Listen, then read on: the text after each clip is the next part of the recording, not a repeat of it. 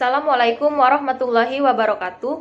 Perkenalkan, nama saya Husnul Khotimah dari kelas Indralaya dengan NIM 06141282126032. Baiklah, di sini saya akan menjelaskan materi tentang bahasa dan tata tulis dalam karya ilmiah. Yang pertama yaitu bahasa dan EYD dalam karya ilmiah. Dalam kaidah bahasa Indonesia, terdapat dua ragam bahasa, yaitu bahasa baku dan bahasa tidak baku. Nah, bahasa baku ini merupakan bahasa yang dapat mengungkapkan penalaran atau pemikiran secara teratur, logis, dan masuk akal. Nah, sebagai bahasa baku, terdapat standar tertentu yang harus dipenuhi dalam penggunaan ragam bahasa ilmiah.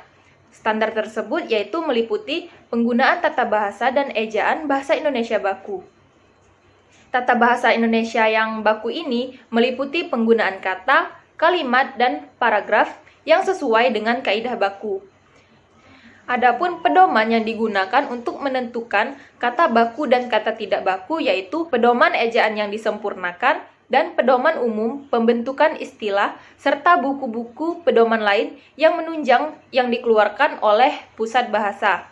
Artinya, kaidah ejaan bahasa Indonesia yang baku ini adalah kaidah ejaan bahasa Indonesia yang disempurnakan sesuai dengan ragam bahasanya. Nah, aturan-aturan ini mengikat penggunaan bahasa dalam karya tulis ilmiah. Selain sistematika yang baik, penulisan karya ilmiah harus sesuai dengan kaidah penyusunan kalimat. Kaidah dalam penyusunan kalimat yang baik ini terdiri dari kelengkapan unsur kalimat, harus minimal mempunyai subjek dan predikat dalam kalimatnya. Yang kedua, keselarasan dalam kalimat. Yang ketiga, kalimat tidak ambigu. Yang keempat, menghindari penonjolan persona atau penunjuk diri. Yang kelima, menghindari bahasa figuratif atau bahasa kiasan. Yang keenam, menghindari kalimat yang bertele-tele. Nah, dalam pemilihan kata atau diksi, dalam sebuah karya tulis ilmiah akan sangat mempengaruhi kesan dan makna yang ditimbulkan. Hal ini merupakan salah satu unsur dalam artikel ilmiah. Pemilihan kata dalam satu ragam bahasa ini berkaitan dengan bertepatannya pemilihan kata dan kesesuaian pemilihan kata. Baiklah, materi yang selanjutnya yaitu kalimat efektif. Kalimat efektif adalah kalimat yang sesuai dengan tuntutan bahasa baku, jelas, ringkas atau lugas, koherensi antar kalimat harus hidup, dan tidak ada unsur yang tidak berfungsi. Artinya, kalimat yang secara tepat dapat mewakili ide dari penulis yang sanggup menimbulkan ide yang sama tepatnya dengan pikiran pembaca. Nah, adapun ciri-ciri dari kalimat efektif ini yaitu yang pertama, kesepadanan dan kesatuan. Kesepadanan dan kesatuan ini mempunyai struktur yang baik. Artinya, kalimat itu harus memiliki unsur-unsur subjek dan predikat. Bisa ditambah dengan objek, keterangan, dan unsur-unsur subjek, predikat, objek, serta pelengkap yang akan membentuk keterpaduan dalam sebuah kalimat. Nah, kesepadanan dan kesatuan ini merupakan ciri dari keutuhan sebuah kalimat. Yang kedua yaitu kesejajaran. Nah, kesejajaran ini mempersyaratkan adanya unsur-unsur dalam kalimat. Kesejajaran unsur-unsur kalimat itu akan memudahkan pemahaman dalam pengungkapan pikiran. Kesejajaran makna juga berkaitan dengan kejelasan informasi yang diungkapkan. Yang ketiga yaitu penekanan. Dalam kalimat, setiap kalimat itu pasti memiliki sebuah gagasan atau ide pokok. Inti pikiran ini biasanya ingin ditekankan atau ditonjolkan oleh penulis. Dan yang keempat yaitu kehematan kata. Kehematan kata ini adalah adanya hubungan jumlah kata yang digunakan dengan luasnya jangkauan makna yang diacu. Nah, sebuah kalimat dapat dikatakan hemat bukan berarti kata yang digunakan itu banyak. Namun, seberapa banyak kata yang bermanfaat bagi pembaca atau pendengar. Dengan kata lain, kita tidak perlu menggunakan belasan kata jika yang kita maksud atau yang kita tuju itu dapat disampaikan dengan beberapa kata saja. Oleh karena itu, kata-kata yang tidak perlu bisa kita hilangkan. Materi yang terakhir yaitu penataan paragraf. Secara umum, paragraf adalah satuan dari bahasa yang tersusun oleh dua buah kalimat atau lebih, di mana kalimat-kalimat tersebut merupakan satu kesatuan yang utuh, baik secara semantik dan juga sintaksis. Penataan paragraf dalam sebuah karya ilmiah meliputi paragraf pembuka, paragraf isi, dan juga paragraf penutup.